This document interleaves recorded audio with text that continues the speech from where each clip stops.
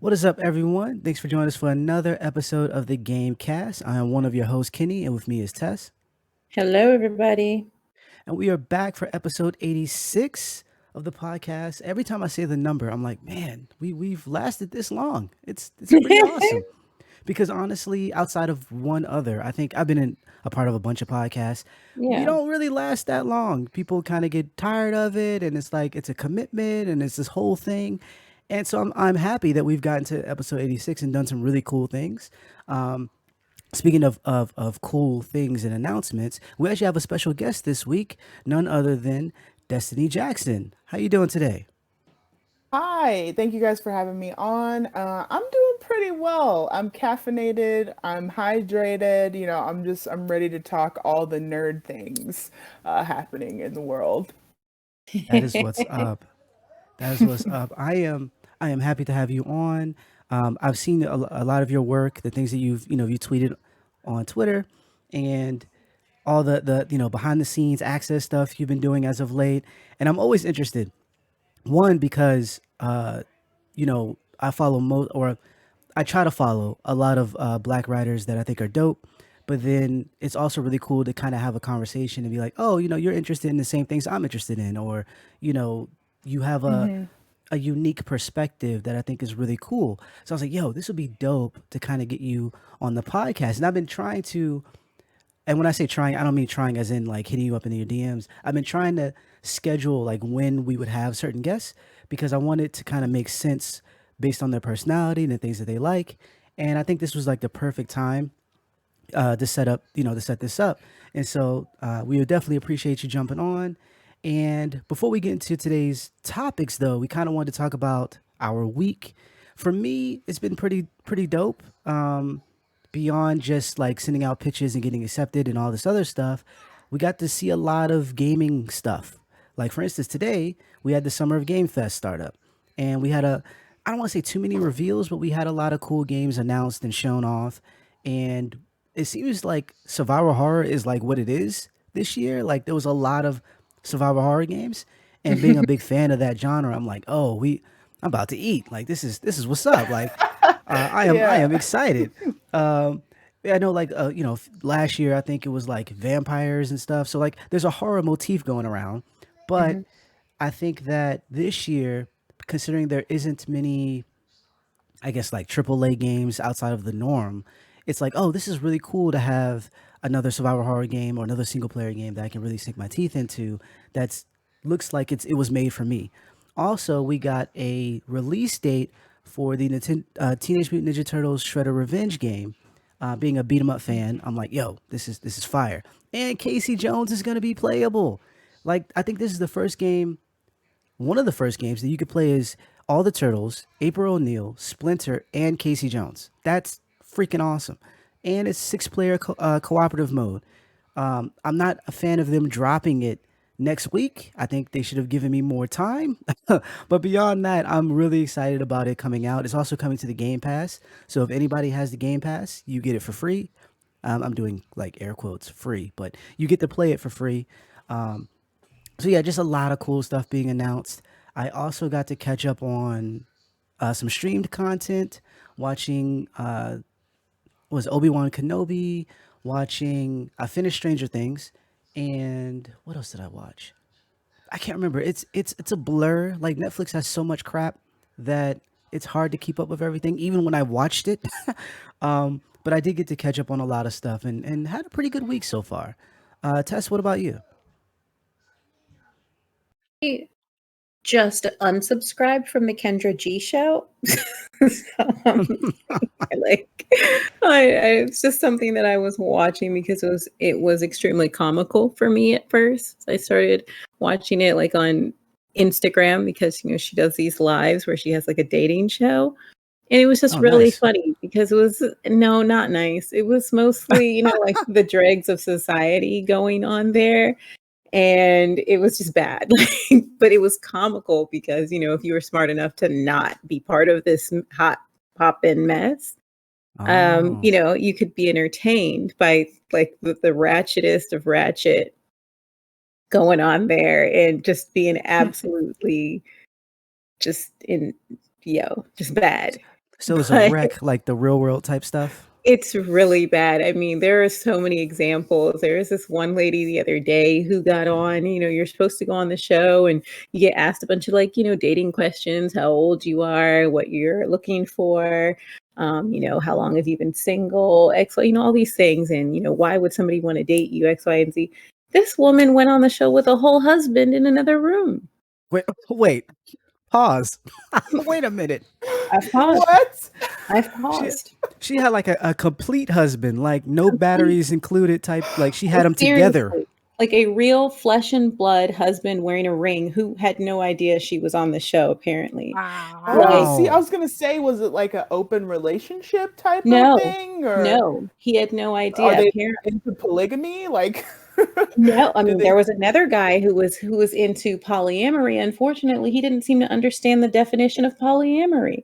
I was Okay. extremely disappointed.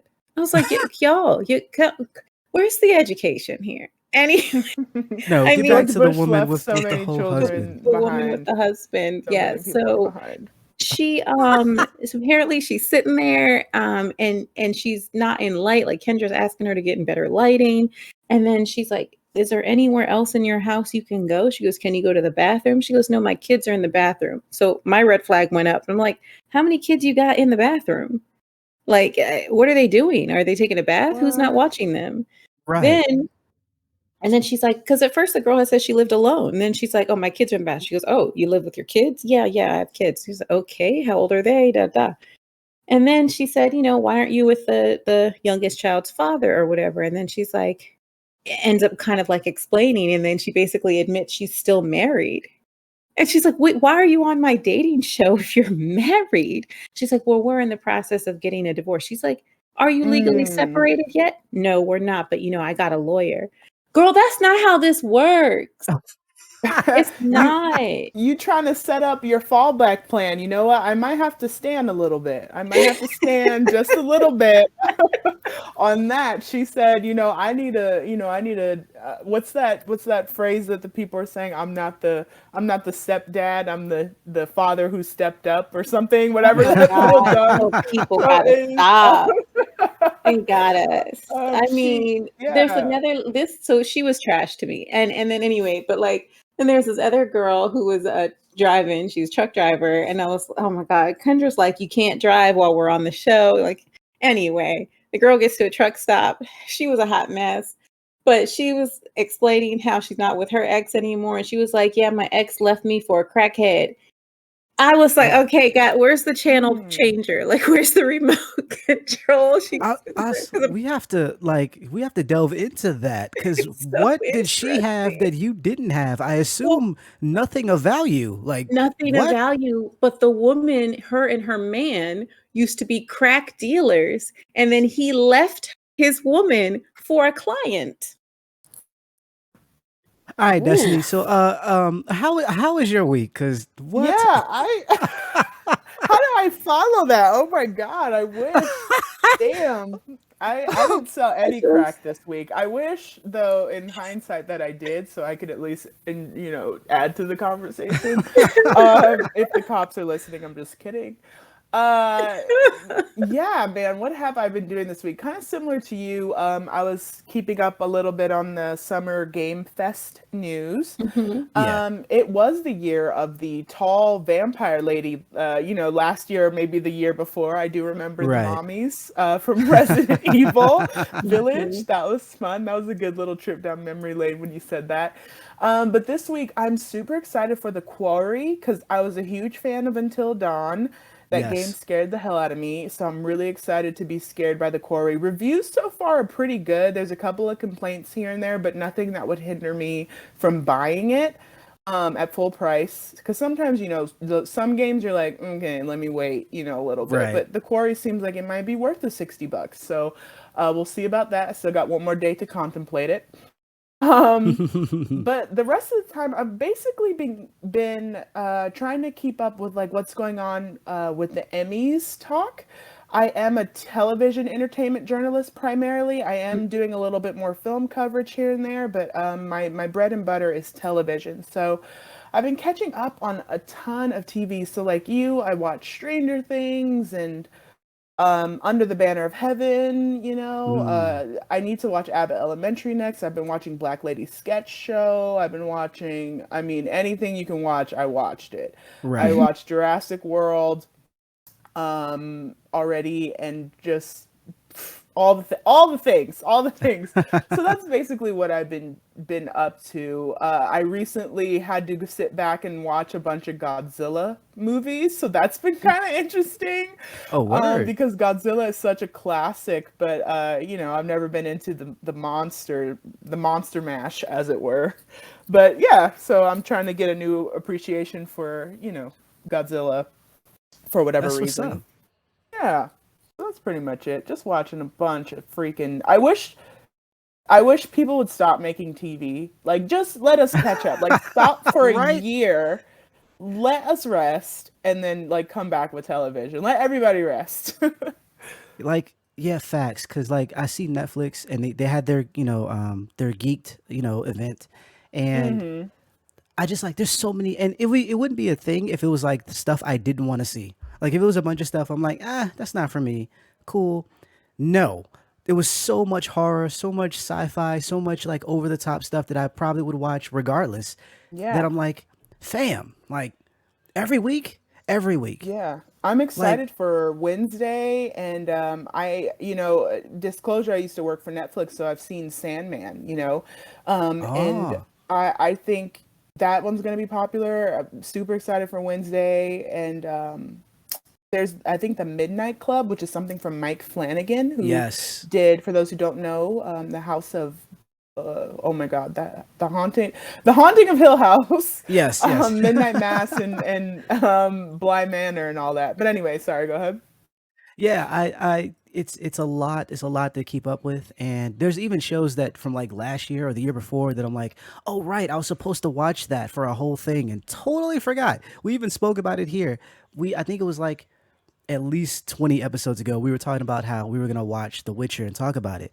I legit just finished The Witcher like 2 weeks ago because it was just too much content. And that's just on Netflix. We're not talking about HBO Max and all these other places. And it's hmm great in the sense that we'll always have something to talk about, but at the same time it's like it's just exhausting. Like there's It's so so much. exhausting. It's so exhausting trying to keep up. And then there's the things that you don't see because they get lost in the fray of all the things that are being released.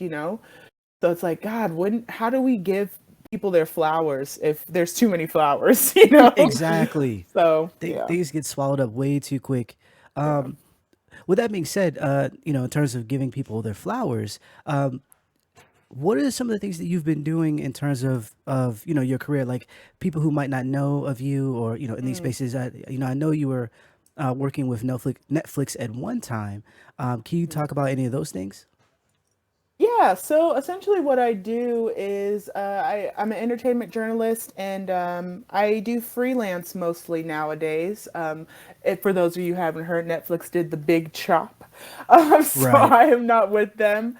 But I used to work with Disney, and I work for other places. So I freelance from time to time for different companies. Right now I'm freelancing for the Academy, who does the Oscars, and I freelance for Script Magazine and a couple other places. But I think that, if I'm not too rambly, I think I remembered the question, like, how do I keep up with things, or like how do I kind of stay afloat, right? Or like Yeah. kind of just, I don't know, man. I wish I had some good advice. I think the best thing to do, if anyone else wants to be like in this industry, you really do have to keep up with like what is going on. So I mean, I'm a huge fan of reading. I'm probably the only person under 29, or sorry, under, I guess under 60, who still reads the actual newspaper. I have a subscription to LA Times and a couple Oh, other snap. magazines and things like that, like to get hard copies of them. But I think that's really important, and that keeps me in the loop. So even if I don't have to, say I have to interview somebody about the show Insecure, I have watched Insecure, but in this fake scenario, let's pretend I've only seen like a couple of episodes from like the second season and the show is over. Right. reading magazines and newspapers sometimes, if they're like talking about that, kind of helps you fill in the gaps. So I feel like that's like a little bit of a good like kicker. Like if you're very confused, like, oh my God, how can I keep up with all this television? How can I keep up with all these movies? Reading is fundamental, okay? Reading is key. Facts. And you learn how to be a better writer too by reading that way. But I mean, my life is pretty crazy. I have a planner, and I just, write down like, oh my gosh, I have an interview this day, I interview that day. But also, I think one of the toughest things, and again, thank you guys for letting me be on your podcast, and kind of what you were speaking about in the intro earlier about, black journalists, or, people of color in general, journalists. It's also really hard to stay in this industry because it's still a white dominated field. Right. It's getting better. Like a good example would be the Miss Marvel stuff. I've seen a lot of news organizations come together and say, we have South Asian journalists covering this show, because that Right. show is very specific to the South Asian community and the Muslim community and all that, right? But that doesn't mean like a white person is not going to be able to write a review for something. But it's gotten a little bit better. But there's still work to be done. And one of the things that I face often is when I show up to these events. Like I went to a screening event for a movie I can't say yet, at Sony, and I showed up and they were like, "Oh, like, are you lost? Like, Mm. are you supposed to be here? And it's like, yeah, I'm supposed to be here. Thanks, because most of the time they're white. I went to this small viewing. There was literally less than 15 people there, and I was the only black person in there. Not only the only black person, but the only black woman. It was primarily males, all white, mostly, excuse me, white males. There was two females. They were white. So that's kind of the situation that you have to just be prepared for. You're going to have some challenges. For anyway, that's for anybody who wants to do like the journalism stuff. So that did that answer your question? I don't know, but I'll stop Yes. talking now. No, it's great, and because that actually Yeah. reminded me of a story from Cannes, the films festival, where Mm-hmm. I forgot her name. Please forgive me. I am Valerie. bad. There you Yeah, go. no, Valerie. Valerie's a journalist for Deadline. She's a black queer writer. I think she identifies as queer. I'm pretty sure. And she went to Cannes and yeah, experienced a lot of discrimination there. And so did Clayton Davis from Variety. But anyway, as you were Yep. saying. Yeah, and I saw those, and I retweeted them, and I was like, it sucks. And on my side, it hasn't been so much of. I did have an interesting story with E3. When we Mm, went to E3 the second time, this was years ago, and I was the for my site the editor in chief, and so I had a bunch of people with me, and my job was like outside of making sure we all covered the things we were supposed to cover was to get everyone home safely because I was the oldest. And when we get through, we're going to like board our plane or whatever. They do like the check where you have to like take off your shoes and stuff like that. One of our writers was checked over and over and over, and then they brought her to like a back room to like kind of do like a strip thing because they were like she kept, I guess, setting off the alarms, but mm, she has like a lot of piercings and things of nature. But the way that mm. they were talking and moving and acting around her, I'm like, she is like tiny. She doesn't have a like I don't know what type of threat you think she's going to be, but and mind you, like most of the writers at that time were people of color, and she was black, and my white writers had no problem, like no problem going through, and no one stopped them or whatever to like Yeah. double check their stuff, even though like the alarm was going off. But she was like, taken and pulled, and was like, we waited almost an hour for her to get fully checked just to get through so we can get onto the plane. And that And that is just so foolish. Yeah, sorry, go ahead. oh no, and that's what I was saying. Like it seems like it doesn't. It's changing, but like really small baby steps, Hmm. and that's why it's good to like be able to highlight because one of the things that we're gonna move into our first topic, the power of Twitter, because Twitter has allowed me and a bunch of people I know to have or rather I should say, get a boost in our careers because of Twitter. Even though Twitter can be a vile place, like extremely toxic, at the same time, it allows us to have a voice. It allows us to kind of share ideas, share our work, and basically put ourselves out there a little bit more than other places. And because of that, we are able to do the things that we can do a little bit easier. But it's tough. It is still tough. And one example I have, this is something that was recent when I got my blue check. How people were, and not necessarily towards me, but just in general, when Twitter announced that they were doing the whole check thing again, where you can actually submit your information. A lot of people were like, blue check doesn't matter in the grand scheme of things. And I was like, you know what? In terms of who the person is, totally. Like, you're not a better person because you have a blue check. However, I have had problems where I had been known in the industry for a long time, and I have contacts to all, like, I got video games from Rockstar, and like, for people who know, like, Rockstar isn't the easiest people to get video games from. And I still, like, when I went to get a game from an indie dev, they were like, I need you to message me from your Twitter to make sure you're you. And so that's never happened for other people though. I just had to give them my email, explain who I was, show them my site, and everything was good. This person, I had to jump through hoops to kind of get them to send a code. And it was like for an indie game, as opposed to a AAA monster, right? And so for me, having the blue check was like a huge, like, oh, Kenny actually does what he says he does. And it's helped me tremendously over this short period of time. It's ridiculous how much that little check, people think I'm more legit. You know what I'm saying? Regardless of all the, I've interviewed before I had the blue check. I interviewed Margot Robbie, Douglas Booth. I've written for major sites like IGN. I've done a whole lot of stuff. I've been doing this for over 16 years. But it wasn't until the blue check that certain people started like noticing, even though I've been around Mhm. them. You know what I'm saying? And so like Yeah. it could be rough. On the flip side, Twitter can also be just weird. For instance, Morbius. For whatever reason, Sony thought it would be a good idea to bring Morbius back to theaters after all of the memes and everything that was going on Twitter. And apparently it flopped again. Yeah, I think it made around 300K at the theaters, and which makes its total domestic like 74 million, which is really, really, really, really bad. And I'm curious to what was the idea going in with this.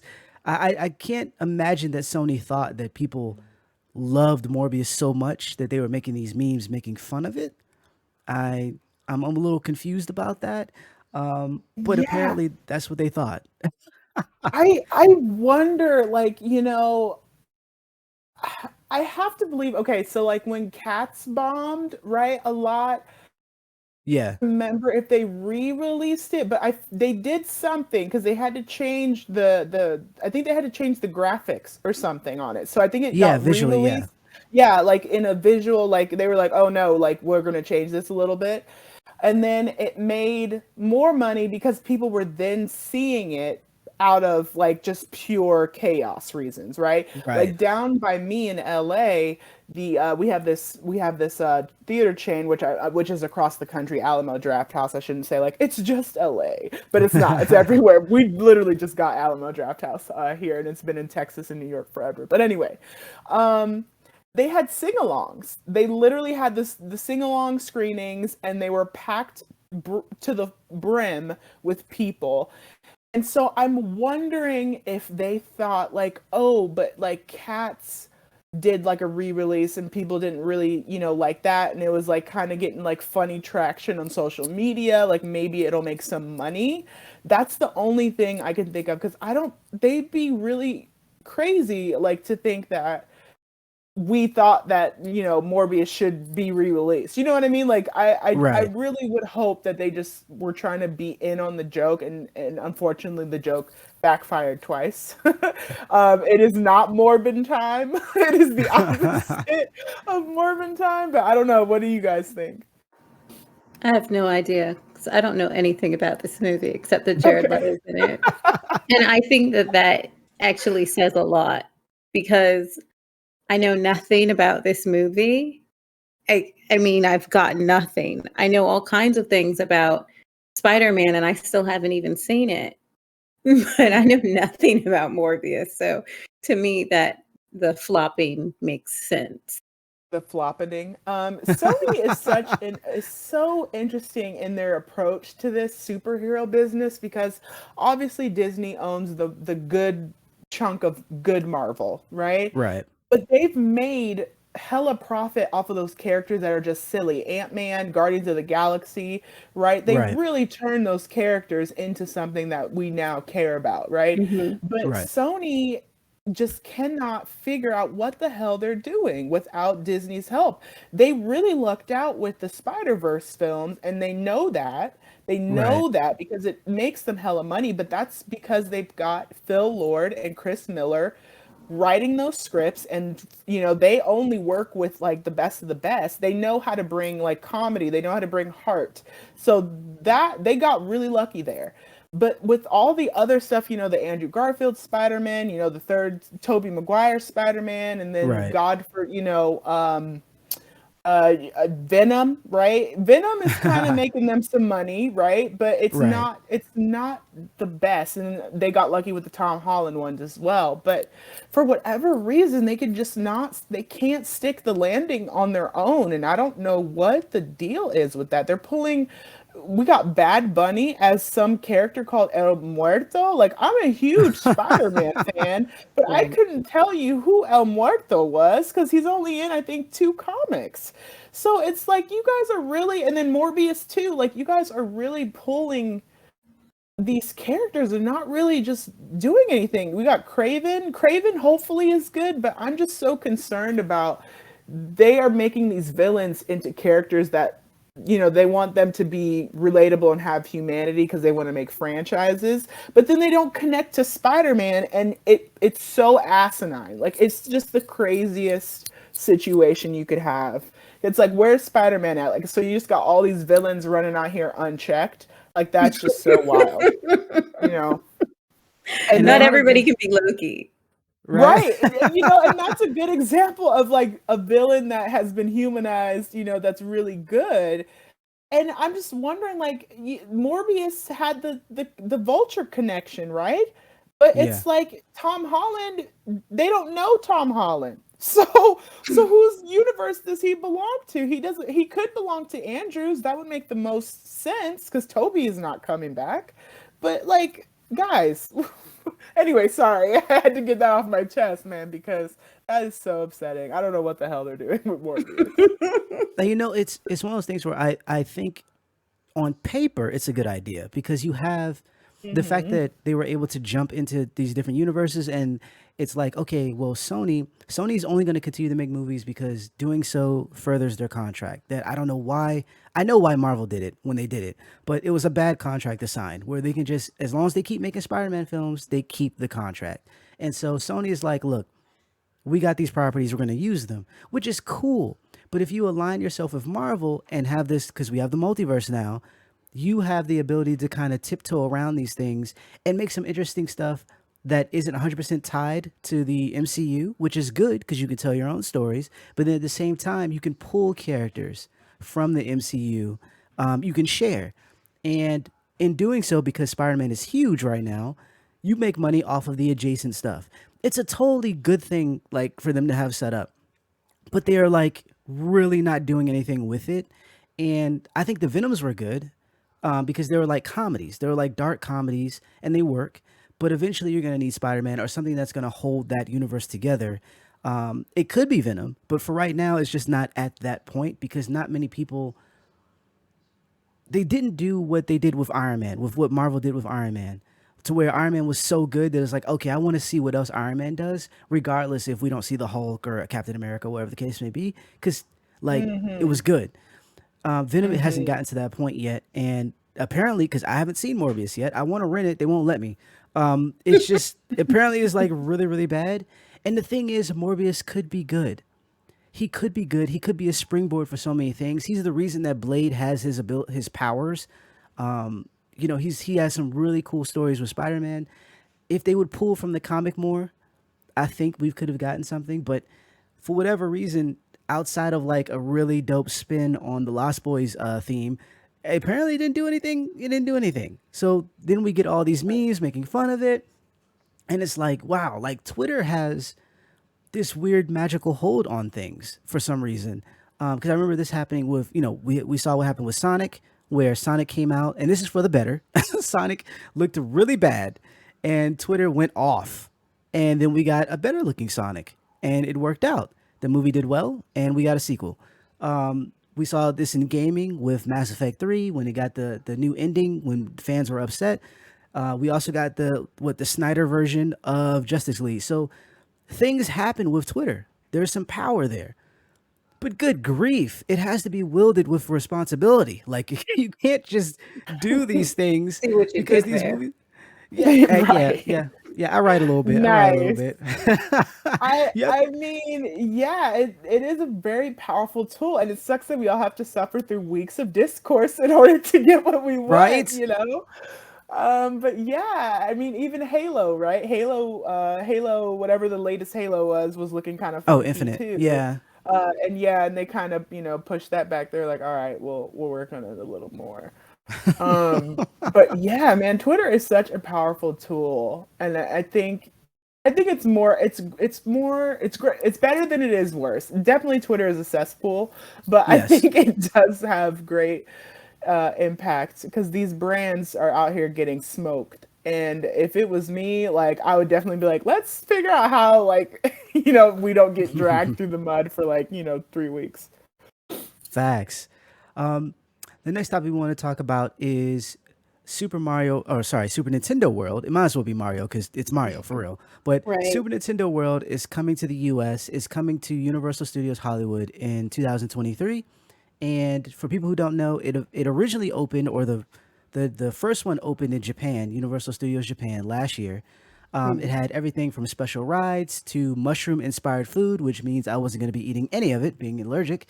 It had cool interactive Mm. areas, It's really um, sad. theme shopping experience. I know, right?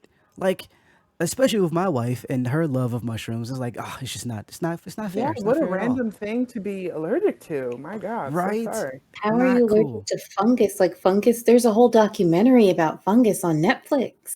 I'm like one of the I 5% mean, of people on the planet that is allergic.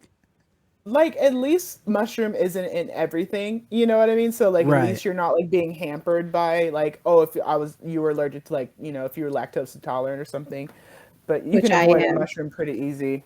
Yeah, see, lactose intolerance, that's oof. I think that's Anyway. anybody over 30, to be honest. I ain't even gonna hold you. Like You I know what? feel like I'm Don't put that on me, okay? Because both of my parents are lactose intolerant and I'm not there yet. I think I I force my body into submission. Like I drink so much milk and cheese and all the things, and so hopefully don't put that on me, Ricky Bobby. Okay. oh gosh. No, But anyway, sorry. no, I'm good with like cheese, but like milk and like ice cream. Like I had because I'm on, for people who know, I'm on a diet. And Mhm. I had, so one of my cheat days, I had a milkshake, and it was the wrong thing to do. It was so Yeah, wrong, it's the such a wrong. wrong thing. It was worth it on the low, but it wasn't. Um, Mm. but yeah, Yeah, so like mushrooms at Mario Town, I'll call it. it's pretty awesome, and I think that the themed experiences, the themed areas that they have is really cool. It's basically Disneyland for people who love Nintendo, and like really stoked about it because I was like, I have to get over to Japan somehow, but with COVID, that ain't happening, right? And so I was like, Right. dog, like how do I do? And so they're like, bringing it over here is great. My issue though is that COVID is still a thing, and I think that people Mm. aren't, with the US, we are such a weird group of people sometimes, and we just pretend that everything is okay, and it's summer, hot girl summer again. We gonna go out, we gonna do all this other stuff, and people are still dying from COVID. Like it's still a Yeah. thing, and it's mutating now. We're like the X-Men on the low, and I'm trying to Ew. like avoid certain things, like even going to the movies. I'm like, okay, what theater I know isn't that popular, or what time of day Mm. can I go where I know there's not gonna be anybody there. I'm gonna wait weeks or whatever the case. I think the last one that I went that was actually like a lot of people were going was to see Doctor Strange because I didn't want it spoiled, and I made sure I went to a Cinebistro because there's no kids allowed, and the seats are there's a decent space between the seats, and there was very few people there, and I was so happy, so happy. But beyond that, I'm like, nope, I'm not going anywhere. Bob's Burgers, when I went to see that, nobody was there, so I was like, yes. But yeah, thinking about going to a theme park, especially one where I could potentially take my kids, I'm like, I don't know if I want to do that. Like, I don't know. Maybe it's a little too early for that. You know what I'm saying? Granted, we don't know exactly what how the world is going to be looking in 2023 when it opens, because right now they are building everything at the moment. They haven't actually finished, and it's going to open later. But we don't know what month. Maybe COVID is a little bit better. I don't know. But as of right now, I'm just kind of like giving it the stink eye. Like, I don't know. I don't know, fam. I don't know if I'm going. Yeah. Yeah. Sorry, go ahead. No, I was just in total agreement. I barely go anywhere as it is now. I mean, we all know that I have health issues, but yeah, I'm not going to no crowded places. I just saw on YouTube like some concert. I don't even know who was performing, but I'm like, y'all are really close to each other, and that's just disgusting. Not only is there COVID, there's monkeypox. Y'all are idiots. Mm, She said 6 feet, please. please make it Okay, 12. keep it. Okay.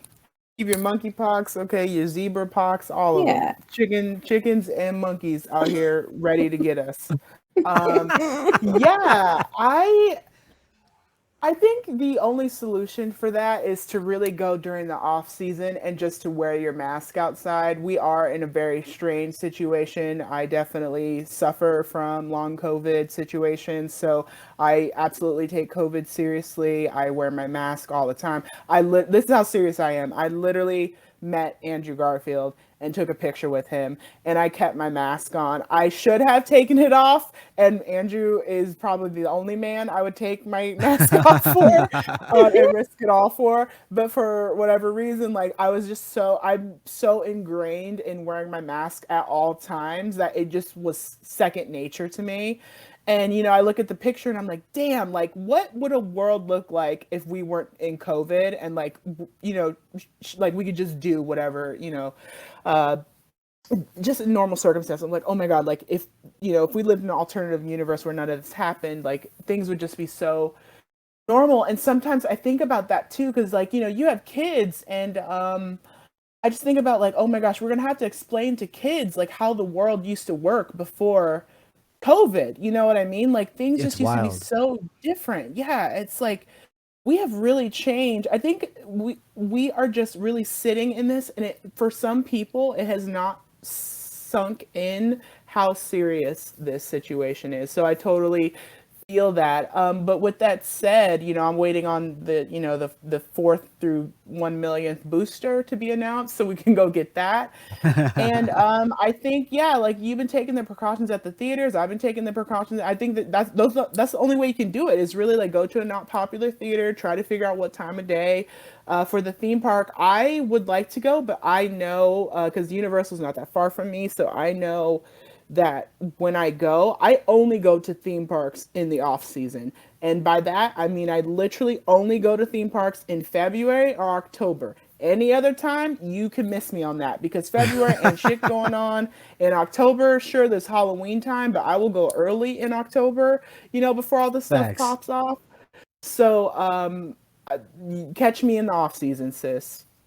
So I will, I want to go support Mario. I'm really hoping that they'll have some kind of a Mario Party illusion or something. Maybe we can tap something and it goes chance time, or something, something like that, right? So I'm really, really excited to see what they turn it into for sure. Yeah, the areas that were, that I saw, like you could go and like hit like a block, and the block would like it would make something appear, and like the item would kind of like float down towards you, like you're in the game. Like just stuff like that was just really cool. And granted, I'm probably too old to be super excited about that stuff, but at the same time, I'm like, this is amazing. I never thought I would go to a theme park that was like Nintendo inspired, because that's not something that we do over here. Like Universal has the main stuff, like film based stuff, Star Wars, any of their films, obviously, stuff like that. But as far as video game stuff, we don't really have that. We don't really have unique, the closest thing I could think of is like going to a conference, going to E3, where there's like giant stuff you could take pictures with. Beyond that, there really isn't anything here where we can do that. So I think that's really cool. I just think the timing of it is a little rough. And I get it. They invested all this money. They want to open it. But yeah. Yeah, Avengers Campus at Disneyland got pushed back because of COVID Yep. reasons, and it had to open up a whole year after it was supposed to launch, and it was pretty low attended for a little bit, and then people started going, and that was still like in the height of the pandemic. I think we had the vaccine, like that was had to be March 2021 or so for the vaccine. So Okay. then it opened up like July or May or something like that. So it was just after the vaccines came. But yeah, man, I totally feel you on that. I feel you. Yeah, I need nope. And especially with the idea of long COVID and Yeah. man, I do hope it gets better. Unfortunately, I do feel like COVID is here to stay in some capacity, and it's one of those things where this is going to be the new norm. Not to the point where we're still wearing masks all the time, but to the point where okay, you've gotten COVID. This is a serious thing. Let's go, A, B, or C. But it's not going to like just evaporate into nothingness. I don't think Yeah, so, that's what especially it's with looking like. older diseases coming back, which is crazy because man, the thought of me getting COVID, I haven't even gotten chickenpox yet. So like, Yeah. Whole life. right? Like, Yeah. You never and got then vaccinated? I, you know what? I don't know, to be honest. 'Cause maybe you got vaccinated because you should have gotten it by now. No I I way. didn't. thought, I haven't gotten it. Yeah, I haven't gotten chickenpox either. But I know I got vaccinated as a little children. Yeah. Yeah, I because there's might just have. no way. It's so contagious that you should have even gotten it as an adult. If you hadn't been vaccinated, you would have gotten it from some slimy, grimy child because they're I all slimy mean, and grimy. Your kids are cute. right? The kids are Yeah. slimy and grimy. Oh And I my remember, gosh. the kids getting lice, in the schools, Yeah. and that's the one time where it's like that's good racism, right? Is that lice Right. don't like Like so like black hair? And I'm like, wow, that's like a great benefit of Facts. being black. I did learn I do know of 3 black kids who did get lice, but and Mm, they're the only ones I know of, but they were in a really, really bad situation prior, okay, and it kind of made sense that they got it, like, everyone would have gotten lice in that situation, okay, and so That's rough. they did get it, and, they're not in that situation anymore, they're fine now, they're happy and healthy, but yeah. that's the only time in this world that I've known of any Black children getting lice. And, That's got to be. now It's an I know extreme. them.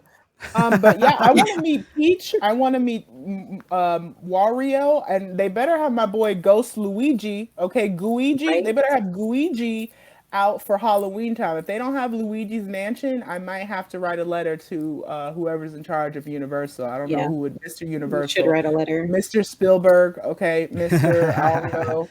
I'm gonna be down there. Or whoever is handling it, because yeah, they did say that they're going to have special attractions for Luigi, Mario, and Peach, and I think a few other people. I know they have the Toadstool Diner, but they're supposed to be, and I don't know if it's Luigi's Mansion, but that would make sense. That would be awesome for Halloween, Yeah, or just period. totally.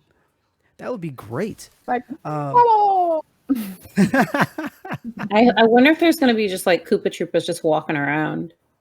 Ooh, a little Random. Damn, Goombas. I mean, could you Ooh. imagine like a Lockatoo? That would be so cool if there was a Lockatoo just like dropping toys out of the sky. that would I be mean, I that would want be to see. man. dangerous, I want to but see Peach and Rosalina like have a fight, like that'd be nice. like a theater where they just fight over Yeah. Mario, Just start like scrapping for every no 15 reason. minutes. Yeah, Like the medieval times. That would be really yeah. cool. And like That people would were be riding dope. Yoshi and stuff. Oh yeah, they gotta have so instead of the carousel, we have to have Yoshis, and Hmm. they have to have Mario Kart bumper cars. That just makes I would love sense. that. Yeah. That just Yeah. makes sense. I need I them to don't know get why we're something. not on the team. Hire us, Universal. Hire That's us. Facts. something. We have a lot of good ideas. First of Yeah. all, I need you to have some food that isn't mushroom based, just a little bit, just on the side. Market for Kenny, and then we good. We good out here. You know what I'm saying? Oh, Just specifically for Kitty too. All Right, Kitties. right. We need an Because all Kitties menu. I saw when they did the reveal for the Japan one, and it was literally everything had mushrooms in it except for the Yeah. drinks, and I was like, fam, like, not trying to kill me out here.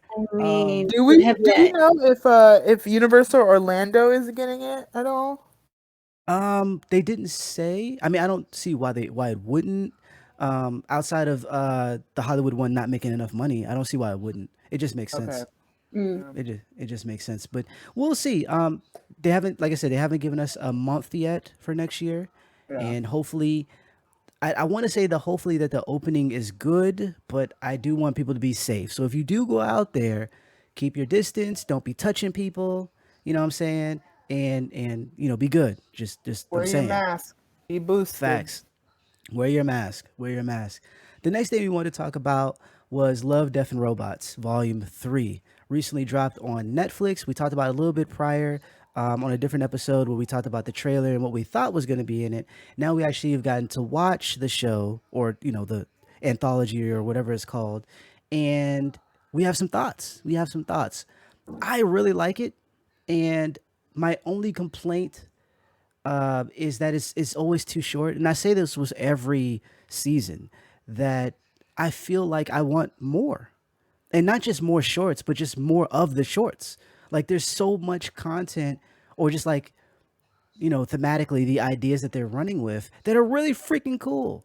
Like one of my favorites was Night of the Many Dead because it was hilarious. And being a horror fan, a zombie fan, I was like, yo, this is great. This is bananas how fast everything went and how tiny the little people and how the zombies went from being regular zombies to mutated zombies and giant zombies and how they had to nuke the planet and all this other stuff. It was really cool. And it was done in like I feel like 15 seconds. That's what I feel like. I know it was longer than that, but that's what it feels like. And most of the episodes feel like that. They feel like really really quick little shorts, and that's what they're supposed to be. They're not supposed to be super long, Mhm. but a lot of them, when they end, I just feel like I want more. And I guess that's the point, right? They want you wanting more so you'll come back. But damn it, no. I need more. Like for instance, the Swarm.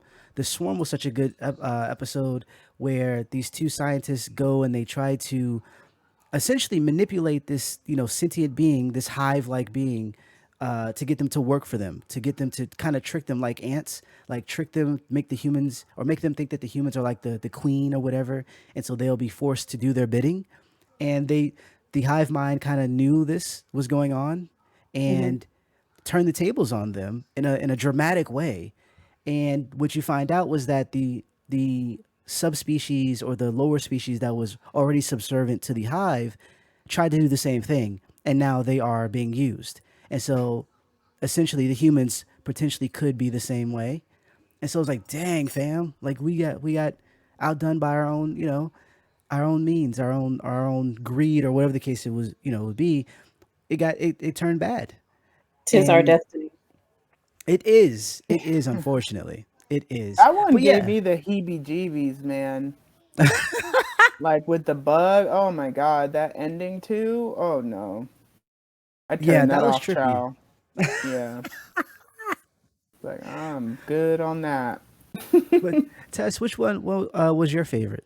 I only watched Jabaro this season.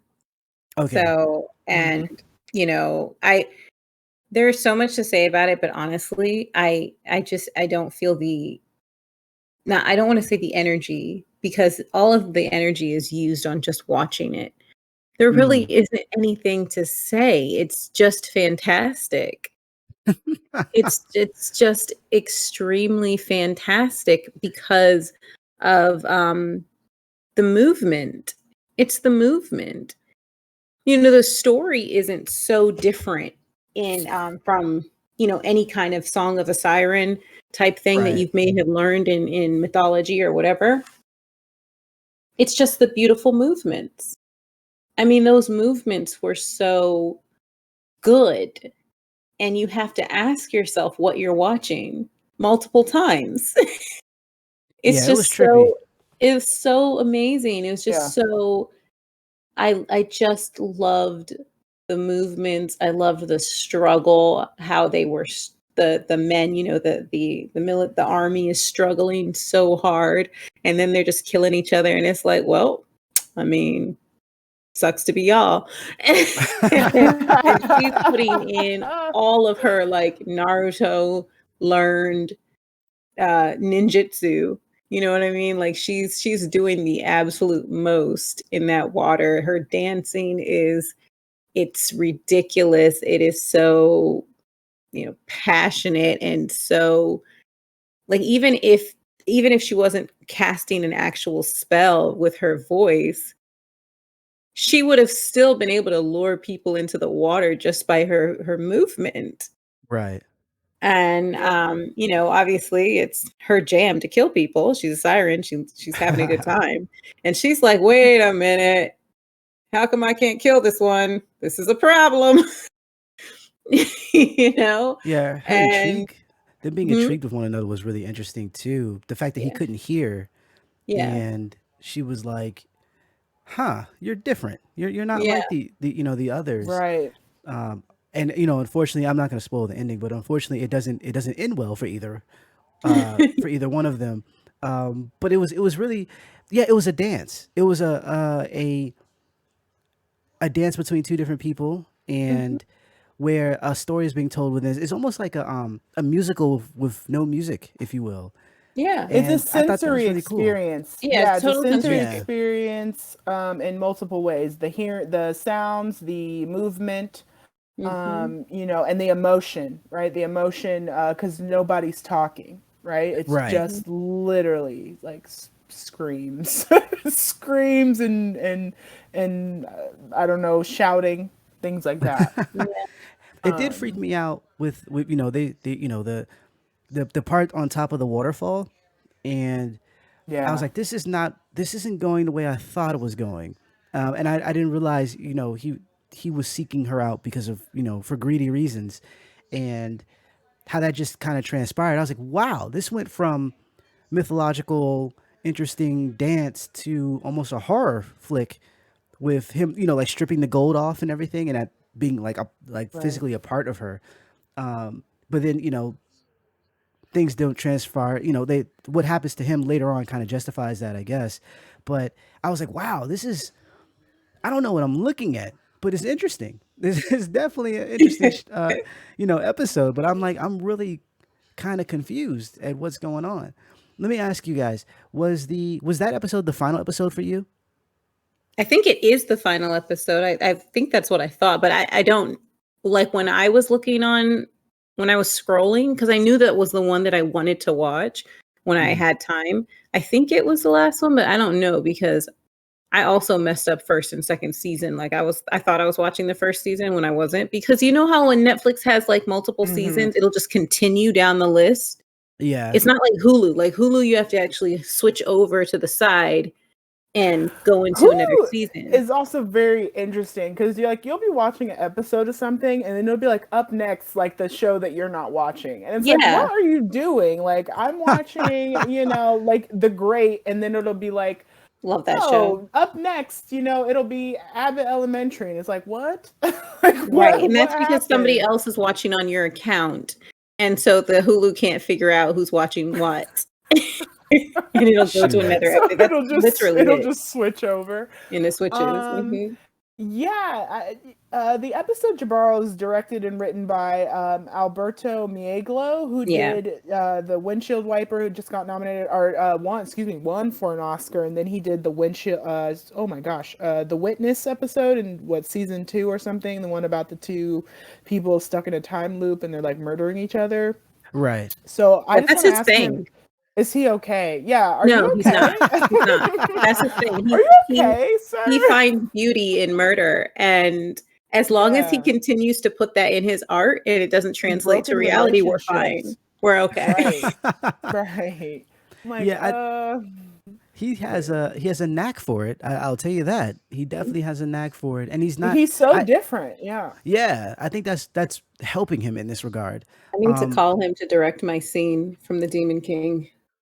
Oh goodness, Hey, stop. I've got a husband and wife who are trying to kill each other. He would be great. He would. He would. He There might be would. there It might be sounds like it. a musical number in there somehow.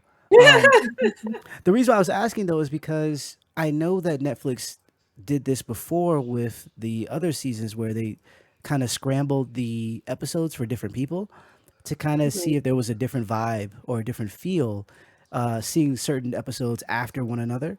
And so that's why I Mm. was wondering if they actually did this time, because I wonder if that would change what we thought about it. For me, being that it was the last one after watching the others, I enjoyed it, but I also felt like they left me hanging a little bit, because of Mm. how it ends suddenly. And it's one of those things where like I want to kind of go back to that world and I want to kind of see what else is there, like what else is happening. And just like, some of the other episodes is like, like I can't, like it's the end. But then the fact that it was the end of the entire thing, I was like, oh wait, that's it? Come on, son, like you can't do that. And so I was wondering if like, would I have felt that way if that was the first one? Would I have been like, oh, that's cool, and then like just went into the next episode and not really cared, or would I still feel the same way? And it's an interesting aspect because typically when they do those anthologies, it's done in a way, either there's an overarching story, so these episodes have to Mhm. land in this order, Mhm. or it's one of those things where like we want to take you through some highs and lows. So you have like maybe a bunch of, if it's a horror based one, a lot of fast moving, quick kills, all this other stuff, and then maybe a slow thriller episode in the middle, and then back up. There's peaks and valleys. Whereas Love, Death, and Robots, not so much. I feel like Love, Death, and Robots is kind of like, we just put this here. Let's see what happens if this goes here. That's what I feel like. Yeah, that's an interesting thing I didn't think about when watching. I think one of my last ones was either Mini Dead or Three Robots Exit Strategies, which is I think it's the only one that has a direct sequel because the three robots show up in the first season. Mhm. Yeah, Which I really liked. And we're also ignoring David Finch here, but Fincher, excuse me, his episode. But I'm assuming we'll get to that, right? yeah. Bad traveling. But yeah, I think my last one was the robots. I think was, and that was a good. Like I was like, oh, this is a nice, like, funny way to end on. Because if it wasn't Mini Dead before that, I think it had to be Jabaro. Okay, and that works because I think that the three robots will work in a sense because it's the only one that has, it's like they're talking, but they're talking to us. Even though they're having their own conversation, it's really a Mhm. look at humanity and what we would be in the last days, if you will. And it's done in a way that's comical, because it makes fun of everyone in a good way. In a good way, it makes fun of everyone. Yeah. The people who love their guns, the people who are, rich influencers, or the people who are just dependent on tech, and then tech like turned against them, which was Right. hilarious to me. But yeah, I can see that definitely having a different vibe being at the end versus the beginning. For me, it was like, oh, we about to go somewhere. Like we're about to. I see what you're doing with the analyzing of humanity stuff. Let's get to it. And then for me, then the second episode was actually Bad Traveling, and that was Mm. interesting to say the least.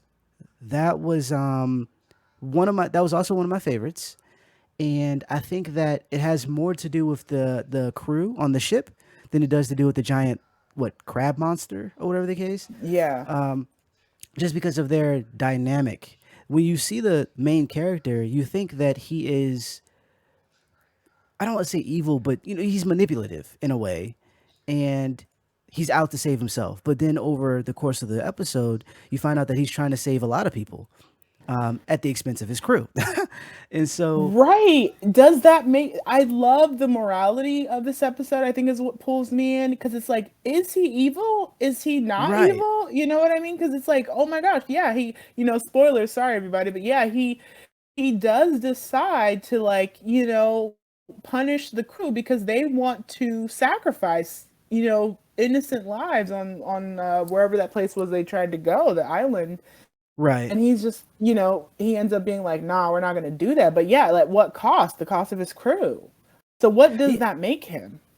yeah, it's interesting because I, Ankrah. I I want to know what the turn was, because there's a point where the only reason he comes into power is because they force him down, to speak to this entity that has taken over the ship, and the entity is like, "Hey, or the crab is like, hey, I need you to take me to this island because I'm going to devour all the humans there, and as long as you take me there, you won't die.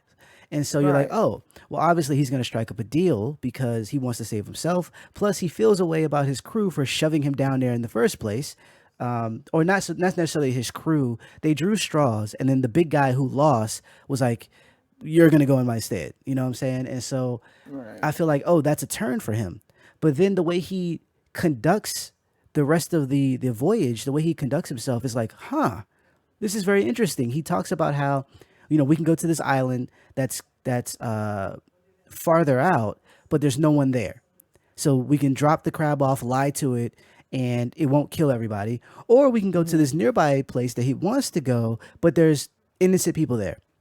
And so he does like a vote. Let's vote on it anonymously, and everybody wants to go to the place where all the people are because they want to get there as soon as possible. Because what's happening is as the crab is down there, it's eating people. Like every so often, they have to throw a body down there, and they don't have a fridge full of bodies just chilling. So one of them has to take the plunge, and he orchestrates things in a way that he's able to eventually kill off his crew and sacrifice them to the crab. So this whole time you're like, are you good? Are you bad? But then the crew is mad shady. So it's like, I don't know. Right. Like, is this a group of pirates? Is this like, it's like I Yeah. want to like him. I do like him, but at the same time, I'm like, huh? I Well, you don't know what know. it sounds like? It sounds What? like an episode of Am I the Asshole? And this is an ESH. This is an everybody sucks here situation. Okay. Yes. Am I the asshole? This crab is trying to eat everybody on my ship. I don't.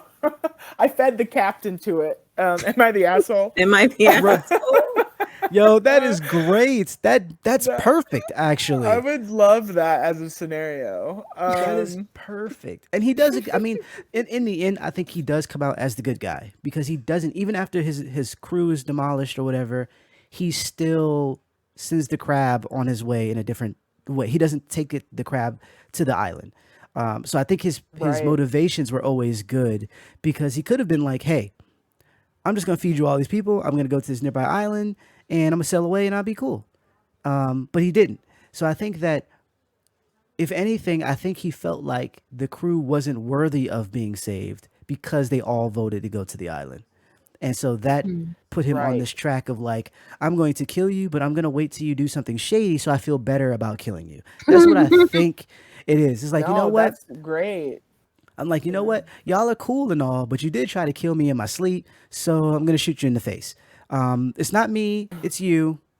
So, Um, I think another episode. Now, one of the episodes, while I liked everything, especially from a animation standpoint, because being an art grad, I like art and animation and all that good stuff. But one of them, I'm trying to find the name. I think it was the very pulse of the machine, where there's an astronaut, I guess two astronauts, one of them dies, and then like the planet itself is a living entity that I guess feeds off of people that come there or animals or whatever that comes there in order to grow its consciousness, I guess. And so it kind of talks one of the characters into joining with it in a way. And it's very Salvador, that like it's very weird. Sounds very Order of the Phalanx. Yes, actually. Um, and it's like this whole time, the person is tripping because they have to take like I think they broke a rib or their arm or something, and so they have to take medication that is making them like see things, and so they're this trippy vibe. But then at the same time, the planet is talking to them through their dead friend, and it's like, am I tripping off of this? The stuff that I'm taking, or is it the planet really speaking to me? And I feel like there's a message there that they were trying to get across that it just did not. I just it didn't resonate with me, and so while I enjoyed it as a like work of art, I didn't enjoy it as much as I did the other episodes. It was a bit like, was it 2001 Space Odyssey for me? Like it was a vibe. I guess I had to be high to see it, but I don't know. It was a vibe. It was a vibe. It was definitely a vibe. I don't know. I don't know. Ah, What did I you think of that felt that episode? way. I didn't like that one, and the God, whatever the military one is, directed by Jennifer Yuh Nelson. Unfortunately, I did not like that one. Oh, It that's was about the a kill. mechanical Yeah. bear. Kill team Yes, kill. Yeah, kill, kill, team, kill. That was hilarious. I But was I'm gonna let like, you go though. no, no. I mean, ain't nothing to say. I'm just. It was too Beavis and Butthead or something. It was just really. It was too silly for me. I was like, okay, like yeah, America, guns and whatever, boobs and whipping my pee pee out to pee. Like, I was like, I'm good. That was not a vibe. Okay, so at least the other one was a vibe. But yeah, that's those two are definitely not my favorites. I think I like that one. Well, kind of not in a way. I thought it was like making fun of soldiers in a way, and it reminded me Mm, a lot of '80s films where it reminded me a little bit of The Predator, but not like The Predator is a dope film. This isn't like dope on those lines, but it reminded me of that in a sense of like these soldiers go to a place and they get annihilated by this creature, and it's all this yeah America, but they look foolish. They look entirely like out of their element, foolish, and it works in terms of like a satire, like in that sense. But I can definitely like in terms of tone, the tone is a little all over the place with it being funny, but then there's like brutal violence right after the funny, and then even when someone dies is like it's in a comical way, very dark, comedy or whatever. And it worked for me, but like I can definitely understand why it wouldn't vibe with everybody. It's not a yeah, like maybe the yeah, irony just wasn't because again, like Three Robots Exit Strategies is full of irony. You know what I it mean? But I is. like the way that it's clear. So maybe like it wasn't clear to me that they were like being made fun of, and even if that was the case, I mean, I don't know. I was just like, no, thanks. Like this feels like it should be in a completely different show somewhere. Like I don't know. This is not telling me anything that I don't already know. I also feel like they do a lot of military stuff, and I kind of want them to like ease off Oh of that. yeah, Like let's do something else. Let's get out of the military because they've done quite a few. They did a really good one a couple seasons back. Where the military men were like wolves or something, right? They were yeah, like that was different. cool. That was good. That was a good one. Um, and then they've just done I don't know. Anyway, ciao. It's interesting. It's Sorry, Miss definitely Jennifer interesting. Young Nelson. That is definitely interesting. And then the last one was Mason's Rats, and I feel kind of torn on this one too, but not necessarily because it was like I like too heady or whatever. It was more so that like the animation was amazing, and it was I guess it was well done to a degree, but I almost questioned the point because I get it. It's Love, Death, and Robots, so as Yeah. long as you have those three elements in some form or fashion, it works. But with this episode, I was like, what was the point if you're going to befriend the rats at the end? And like because the whole episode is basically this farmer has a rat problem and he's trying to get rid of the rats. He lives in I guess a future world where there's like all these robots and stuff, but he's a farmer, so most of his tools and stuff are like what we would have today. And he goes in, he wants to kill a rat, and they start shooting like arrows at him. And so he's like, "Oh, these rats, they know their stuff. They're kind of smart. So let me hire someone." So he gets a guy from like some type of security firm to hire robots to kill the rats. And so they put the first robots in, and it kills the rats. It accidentally kills his cat, which is unfortunate. And after a while, the rats kind of like overcome it, like they take it out, and so they got to upgrade to get another robot or drone or whatever. They send that in, and the same thing happens up until the point where like the T-1000 shows up, and the rats are not having a good, they're not winning, and he kind of witnesses it, Mason, and he's on their side now all of a sudden, which I feel like it's because he respects their ingenuity. He respects their will to survive, and you know, it's like what, this machine is doing too much. Like I wanted to get rid of them and kind of keep them off my property, but it's on some genocidal stuff. Let me go ahead and take this machine out. And then they just sit and drink tea or coffee, and I'm like, really Yeah. though? Like that's I don't know what I was supposed to get out of that, and maybe I wasn't supposed to get anything. Maybe it was just a cool short that someone put together. Yeah. But I was like really like, So you know what come I'm look at saying, this short I put together.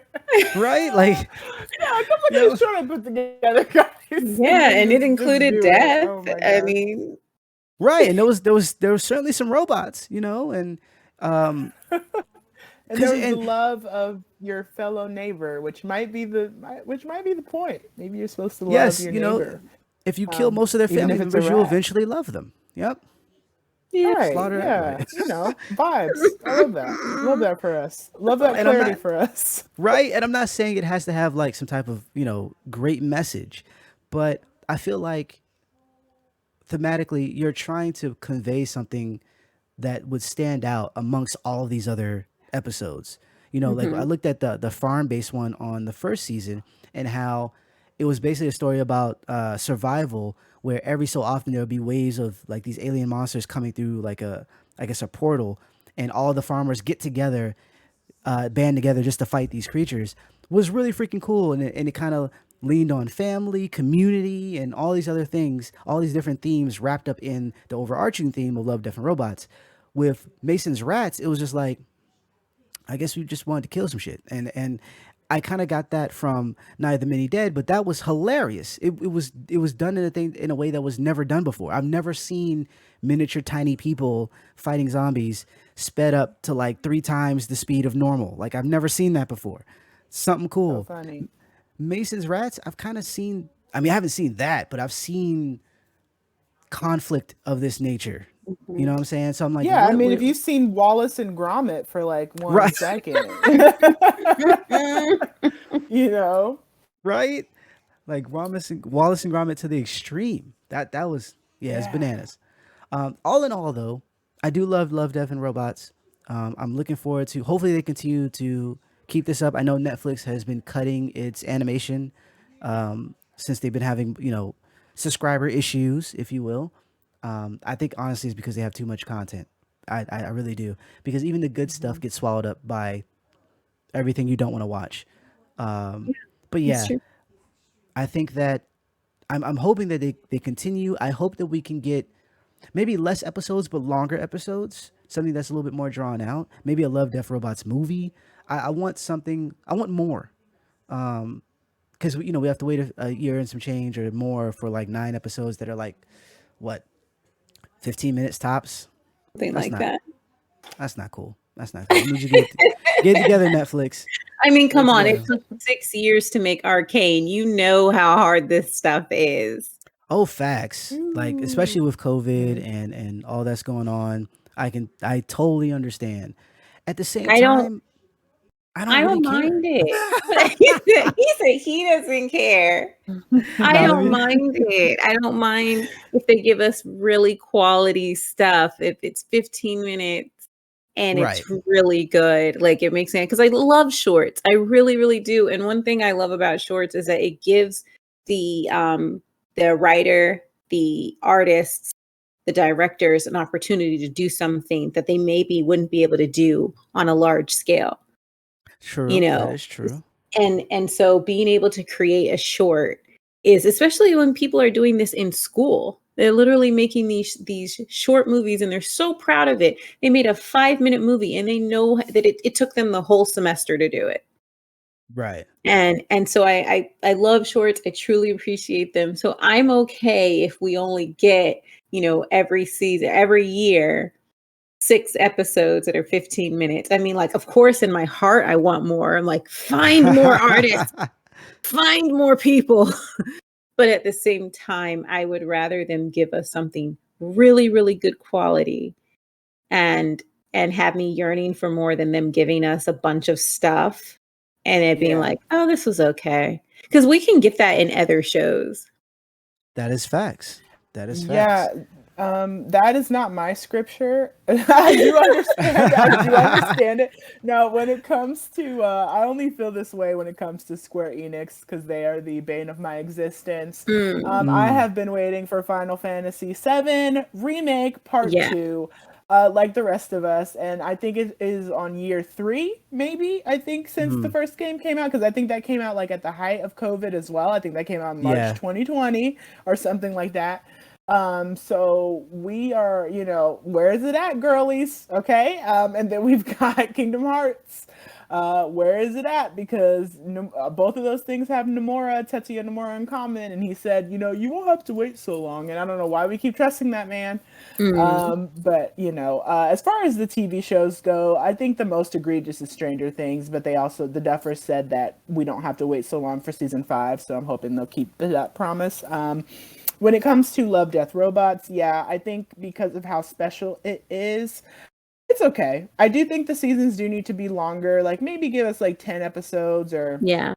12 or something, for how long it takes. Don't just give us 6 episodes or however many, 8 episodes. But Yeah. yeah.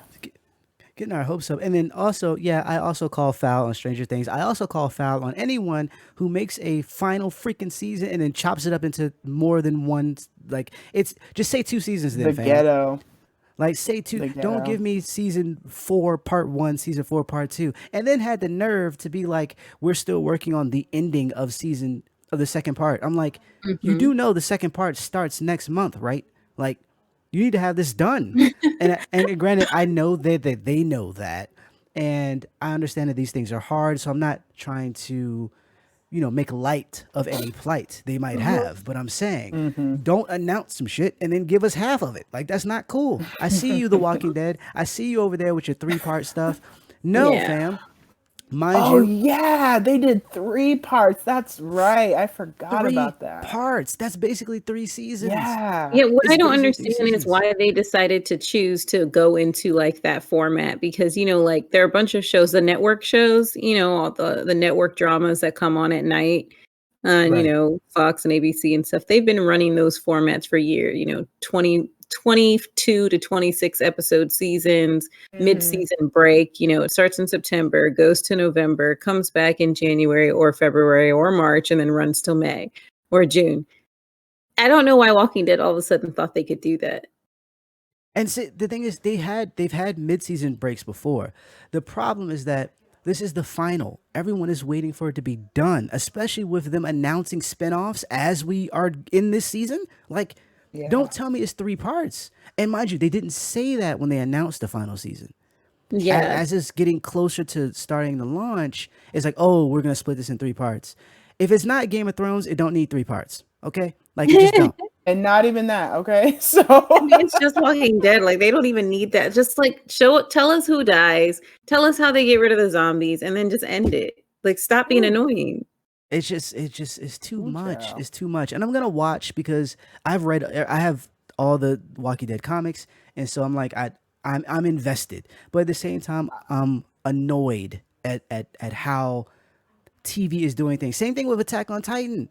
I'm waiting for the second half of the final season. Like, just put this together. Like, stop it.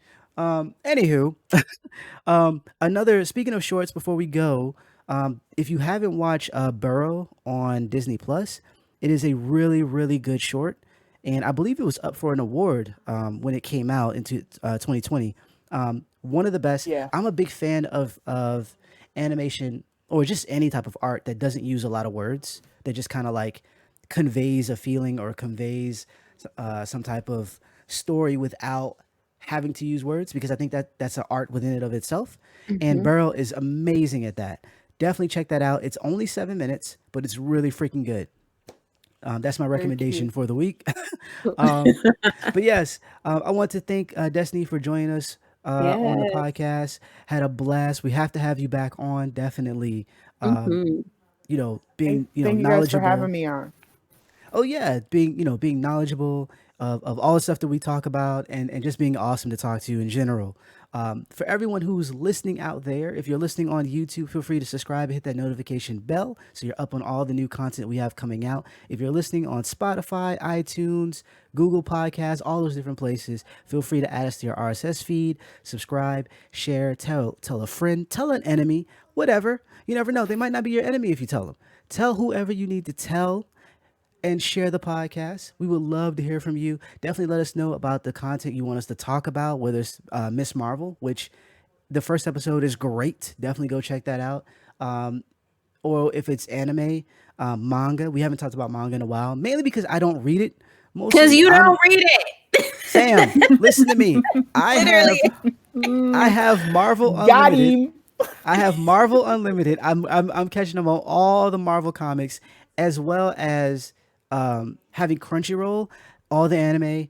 I'm not gonna be reading it too. I'm just not. Just not, because it's gonna piss me off. Because the anime, the fact that the only thing that keeps me going in anime is the fact that I have another anime to look at. The One Piece is in like its 1 millionth freaking sode, and if I'm gonna read the manga and still have to wait for that, I'm gonna lose my mind. So I'm not reading No. it. Yeah. I'm Read not something reading it. else. Read other No. manga. Read manga Mm-mm. that doesn't make it to TV. There's really good manga out there that just doesn't get animated. I'm gonna need you There's to give me a list and I'll check it out. I will certainly check it out. But a Kenny, lot of if it helps, this is something that I do is if I read things that are only finished and it pisses my friends off because they're like, there's so many good things that are still ongoing. And I'm like, yeah, but mangas can last like 100 million, like you just said, yeah. yes, volumes. And then animes aren't finished. So I literally only F with mangas that are done. Like so Cells at Work out there. If anyone's a Cells at Work Love fan, Cells at I fire. Work. love Cells at Work. Love It Cells it at ended Work. in 6 mangas and it ended with 2 seasons. Okay, they got in, got out. And then my Fire. other one is Wotakoi, which is Wotakoi is on Amazon. It's about adults who are into video games and it's really funny. Oh, not see. But anyway, There you go. I'm gonna make a list. Y'all make a list. Send it to and me, it's and I in will and definitely out. check it out. That's what I like. I like that ends. Okay, we Yeah. just talk about seasons and this stuff not ending. I like it. What is it? What is it? Brotherhood. Full Metal Alchemist. Brotherhood. Such a dope anime that ends. It actually ended, and it ended well. Shout out to them, cause goodness. Anywho, and then after to say that I don't like One Piece, I love One Piece at this point, but you kind of have to after 1,000 episodes. You just Yeah, have which to. I So never did. I'm not gonna read it now. I'm just not. It just my friends tell me to do so, and I'm like, forget that. Screw that I mess. started reading it when it came out. I have the original books, but I stopped buying it because manga's expensive, and then I never watched it when it came on TV. Yeah, see, I can't. Shout out to Shonen Jump. I'm not doing it. But yes, this has been our show. Again, follow us. You can follow us at the Gamecast1 on Twitter. Feel free to follow. I'm gonna have all the follows and all that good stuff below.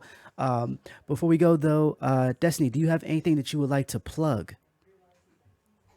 You can follow me at Twitter, at Destiny Dreadful, because I love Penny Dreadful, the show, and I love alliteration. People are like, "You think you're dreadful?" And I'm like, "Well, sometimes," but it's mostly because Penny Dreadful. But yeah, I got some cool stuff about Thor: Love and Thunder coming out for the Academy in Nice. July. So Nice. if you don't follow the Academy on Twitter or Instagram or all the other things that they do, definitely go ahead and do that. Awesome. And I believe that is it for house cleaning. Yes, that's it. And Yeah. of course, this is where I say wear a mask, wash your faces, your hands, and your butts. Be Yes. kind. Stay 6 feet apart. Don't cough on people. Just try not to, at least. Yeah, that's it. I hope to see you guys next week. Thanks for hanging out with us. And that's it. Bye.